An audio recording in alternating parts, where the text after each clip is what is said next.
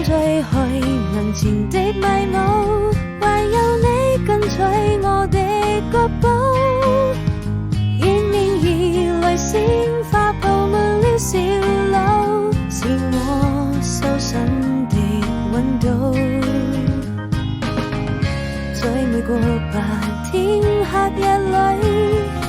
我踏上愛的旅途，帶我們走到這神秘的森林深處，邁出第一步。或許是教會天主最介意不再孤獨，許下的一定要一起擁抱幸福，為夢想去追逐，用最寶貴的禮物，總有人為你祝福。我多想